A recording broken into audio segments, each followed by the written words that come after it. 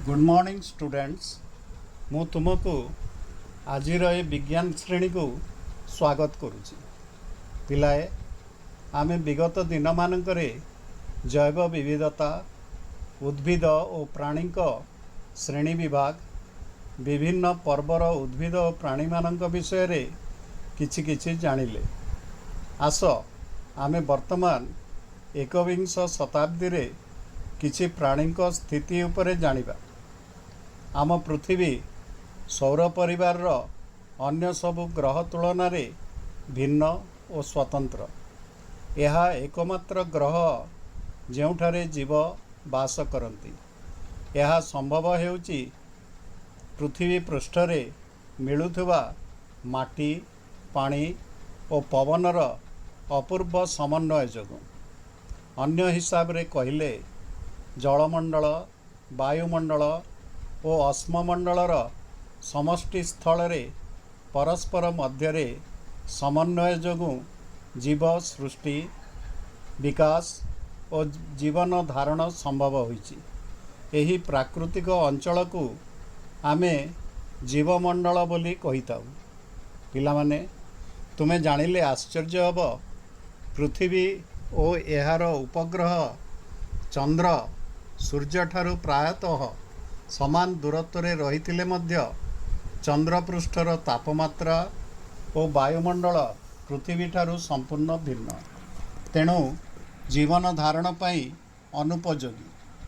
महाकाश विज्ञानी मतरे पृथ्वीर सामंजस्य मंगल ग्रह सहित रही, तेणु सेठारे जीवनर सत्ता थाई पारे।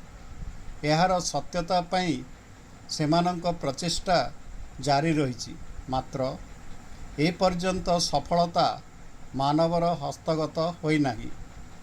पिलाए एलियन मानंक विषय रे मध्य पेपर मैगजीन रे बाहरिथिबा लेखा मान तुमे पढ़िथिबो बा गुरुजन मानंक ठारू सुनी थाई पार। एमाने मनीष परी उच्चता बहुत छोट, लांगुड़ अछि, मुहर गठन विचित्र, द्रुत गतिशील।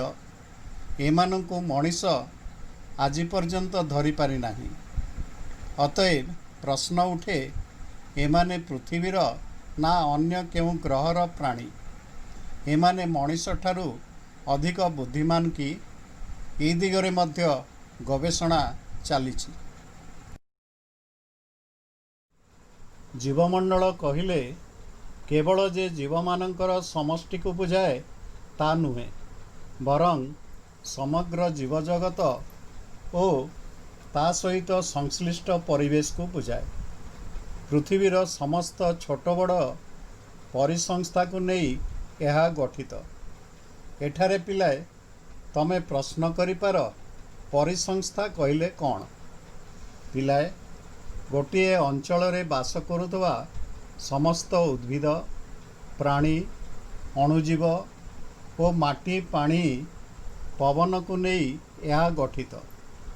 वैज्ञानिक माने यह को प्रकृतिर एक गाठनिक और क्रियात्मक एकक बोली विचार करती, जेउथिरे पारस्परिक क्रिया माध्यम जीव समूह परस्पर उपरे एवं परिवेश उपरे निर्भरशील, उभय उभयंक द्वारा प्रभावित मध्य। याहारी फलरे जीव जीव भितरे तथा जीव और परिवेश भितरे एक निविड़ संपर्क थाए और परिसंस्थारे प्राकृतिक भारसाम्य बजाय रही है।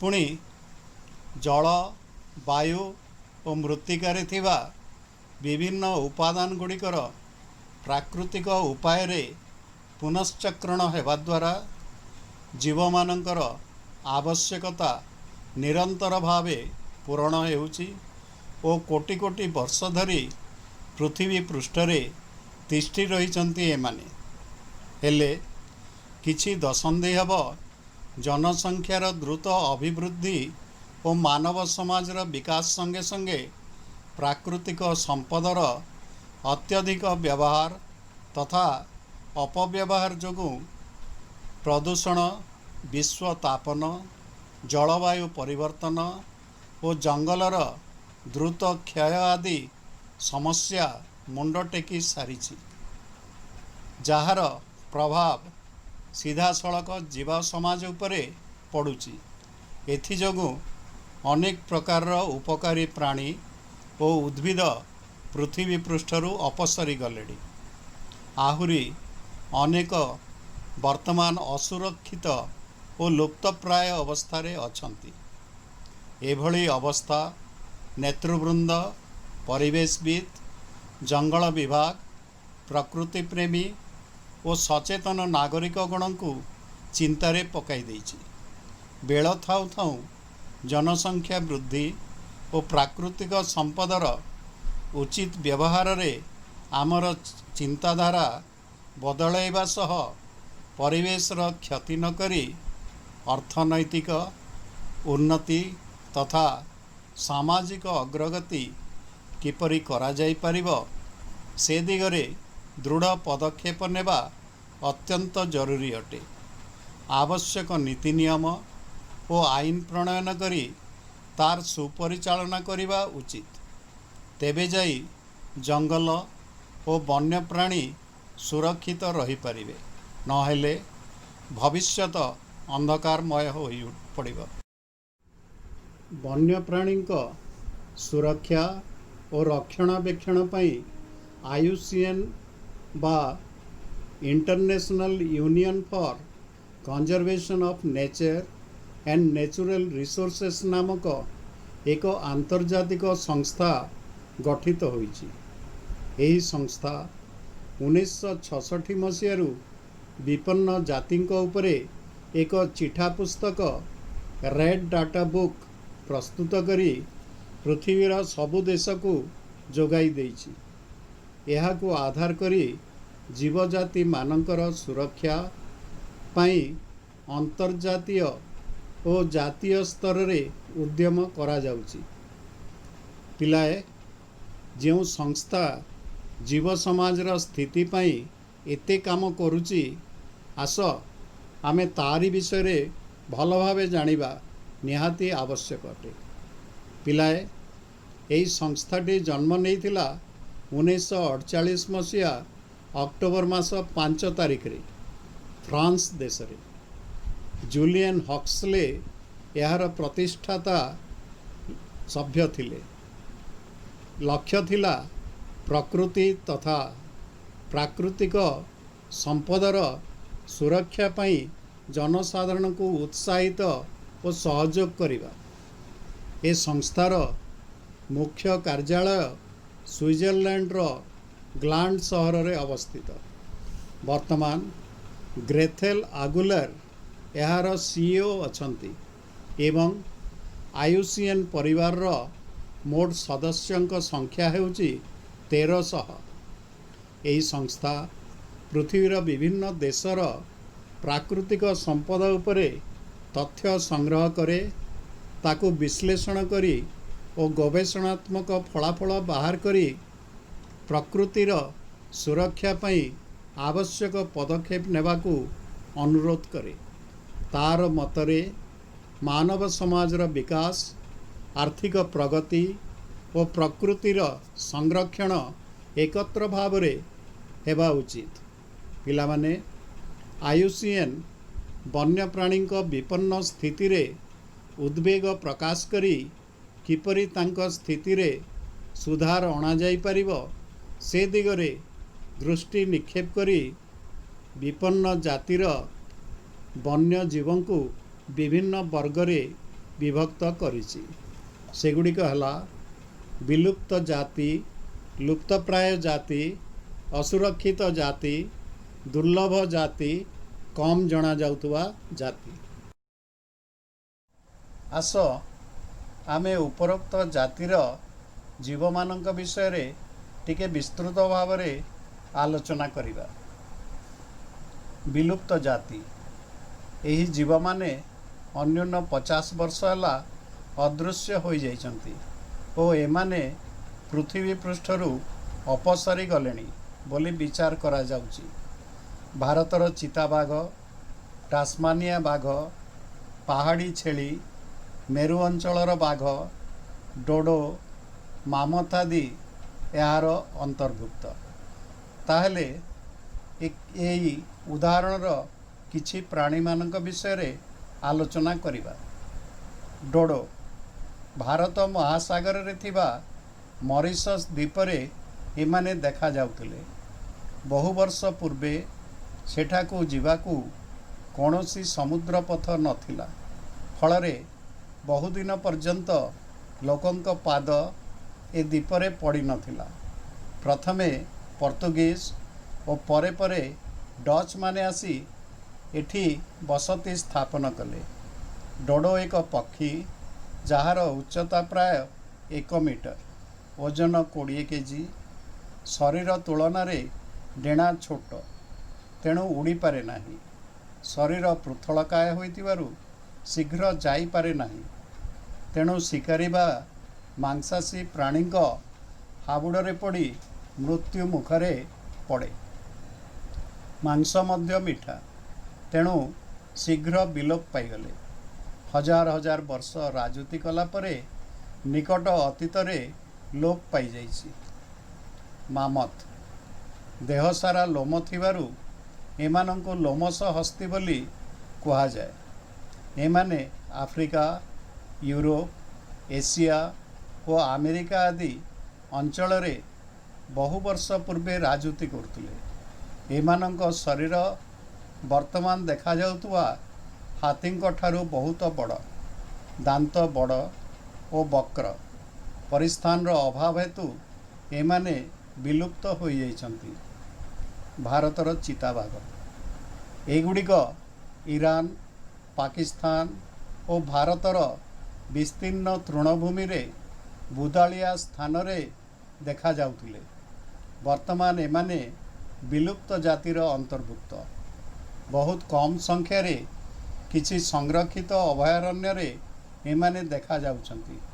ପରିସ୍ଥାନର ଅଭାବ ଓ ଏମାନଙ୍କର ସୁନ୍ଦର ଚମଡ଼ା ଯୋଗୁଁ ଶିକାରୀର ଲୋଲୁପ ଦୃଷ୍ଟିରେ ପଡ଼ି ଲୋପ ପାଇଗଲେ। ପାହାଡ଼ି ଛେଳି ଏମାନେ ଜଙ୍ଗଲରେ ଦେଖାଯାଉଥିଲେ। ପାକିସ୍ତାନ ଓ ଆଫଗାନିସ୍ତାନର ପଥୁରିଆ ପାହାଡ଼ ଓ ଜଙ୍ଗଲରେ ଏମାନଙ୍କର ବାସସ୍ଥଳୀ ଥିଲା। ସମୟର ପରିବର୍ତ୍ତନ ଅନୁସାରେ ବାସସ୍ଥାନର ଅଭାବ, ଅତ୍ୟଧିକ ଶିକାର ଏବଂ ଖାଦ୍ୟର ଅଭାବ ଯୋଗୁଁ ଏମାନେ ଧୀରେ ଧୀରେ ପୃଥିବୀ ପୃଷ୍ଠରୁ ଲୋପ ପାଇଗଲେ। ଲୁପ୍ତପ୍ରାୟ ଜାତି ଏ ଜୀବମାନଙ୍କର ସଂଖ୍ୟା ଅତିମାତ୍ରାରେ କମିଗଲାଣି ଓ ନିକଟ ଭବିଷ୍ୟତରେ ଏମାନେ ବିଲୁପ୍ତ ହେବାର ଆଶଙ୍କା ସୃଷ୍ଟି ହୋଇଛି। ବୃହତ୍କାୟ ପାଣ୍ଡା, ଏକଶିଙ୍ଗ ବିଶିଷ୍ଟ ଗଣ୍ଡା, ପାତାଳ ଗରୁଡ଼, କମଣ୍ଡଳୁ ଗଛ, ଗ୍ରେଟ୍ ଇଣ୍ଡିଆନ୍ ବୁଷ୍ଟାର୍ଡ଼ ଇତ୍ୟାଦି ଏହାର ଅନ୍ତର୍ଭୁକ୍ତ। ବୃହତ୍କାୟ ପାଣ୍ଡା ପ୍ରାୟତଃ ଚୀନ ଦେଶରେ ଦେଖାଯାଉଥିଲା। ଏହା ଗୋଟେ ପ୍ରକାର ଭାଲୁ। ସାଧାରଣତଃ ଏହାର ଆଖି ଚାରିପାଖରେ, କାନରେ ଓ ଦେହର ବଡ଼ ବଡ଼ କଳା ଦାଗ ଥାଏ। କୃଷି ଓ ଶିଳ୍ପର ଅଗ୍ରଗତି, ଜଙ୍ଗଲର ଅବକ୍ଷୟ ଯୋଗୁଁ ଧୀରେ ଧୀରେ ଏମାନେ ଲୋପ ପାଇଗଲେ।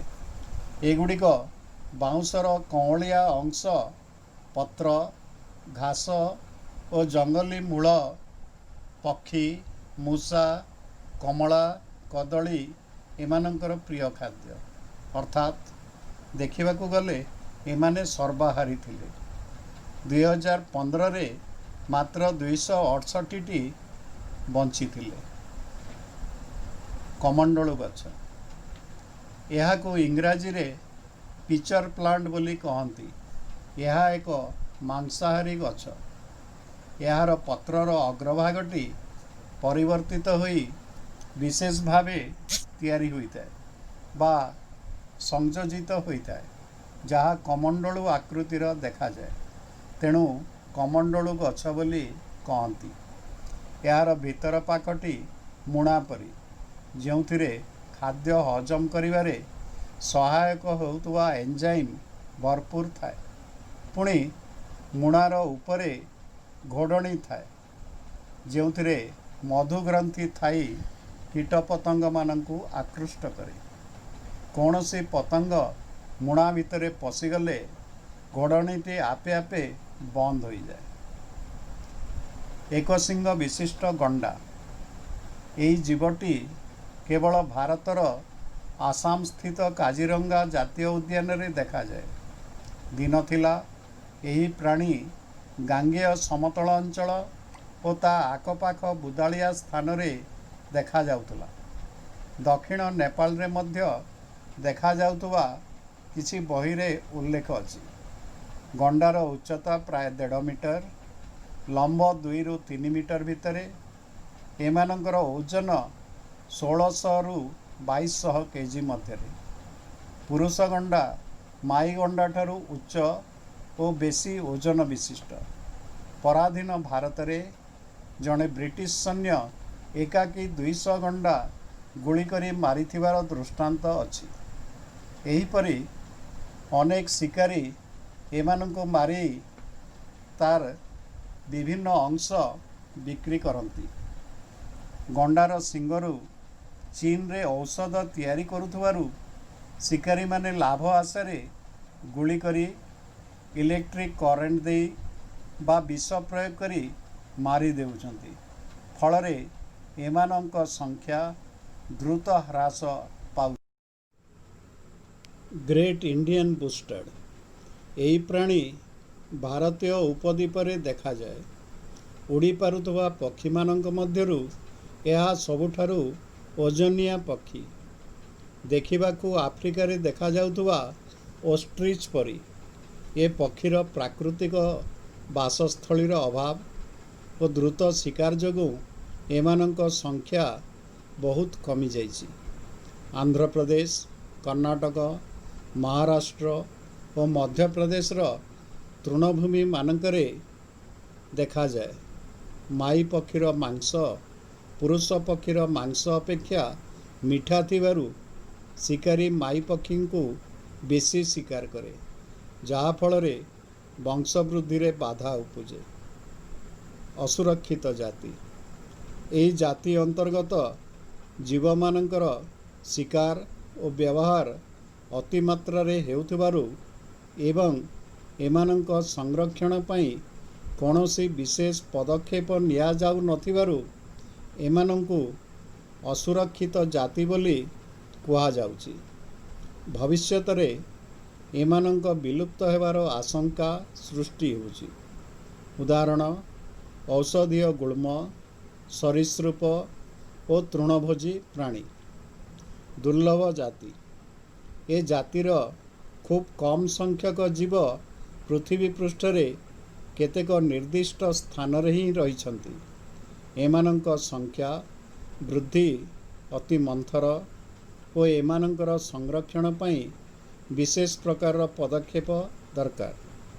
ସୁବର୍ଣ୍ଣ ମର୍କଟ ଏହାର ଏକ ଉଦାହରଣ।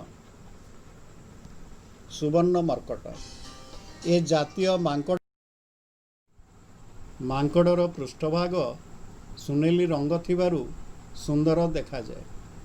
ସାରା ପୃଥିବୀରେ କେବଳ ଆସାମର ମାନସ ଜାତୀୟ ଉଦ୍ୟାନରେ ଏମାନେ ଦେଖାଯାଆନ୍ତି। ମୁଖ୍ୟତଃ ବାଉଁଶ ବଣ ଓ ବୁଦାଳିଆ ସ୍ଥାନରେ ଦେଖାଯାଆନ୍ତି। ବର୍ଷା ଦିନେ ବାଉଁଶର କଅଁଳିଆ ପତ୍ର, ପାଚିଲା ଫଳ ଓ କନ୍ଦମୂଳ ଏମାନଙ୍କର ପ୍ରିୟ ଖାଦ୍ୟ। କମ୍ ଜଣାଥିବା ଜାତି। ଏ ଜାତିର ଜୀବମାନେ ମାନବ ସମାଜଠାରୁ ବହୁ ଦୂରରେ ଥିବାର ଆଶଙ୍କା କରାଯାଏ। ଗଭୀର ସମୁଦ୍ରରେ ଅଥବା ମଣିଷ ଅପହଞ୍ଚ ଦ୍ୱୀପଗୁଡ଼ିକରେ ଥିବା ଜୀବଜନ୍ତୁ ଓ ବୃକ୍ଷରାଜି ଏହାର ଅନ୍ତର୍ଭୁକ୍ତ। ସାରାଂଶରେ ପିଲାଏ ଏତିକି କୁହାଯାଇପାରେ, ଜଳବାୟୁରେ ପରିବର୍ତ୍ତନ, ଜୀବର ପରିସ୍ଥାନର ଦ୍ରୁତ କ୍ଷୟ, ମାନବ ସମାଜରେ ଜୀବ ଶରୀରର ବିଭିନ୍ନ ଅଂଶର ଚାହିଦା ବୃଦ୍ଧି, ଶିକାରୀଙ୍କ ଅବାଧ ଶିକାର, ଜୀବଜନ୍ତୁଙ୍କ ସୁରକ୍ଷା ପାଇଁ ଉଚିତ ପଦକ୍ଷେପ ନ ନେବା କାରଣରୁ ଜୀବଜନ୍ତୁମାନେ ପୃଥିବୀ ପୃଷ୍ଠରୁ ଲୋପ ପାଇଯାଇଛନ୍ତି ବା विलुप्त हेबार द्वार देशरे पहुँची जाइछन्ति किंबा असुरक्षित अवस्था रे अछन्ति। धन्यवाद।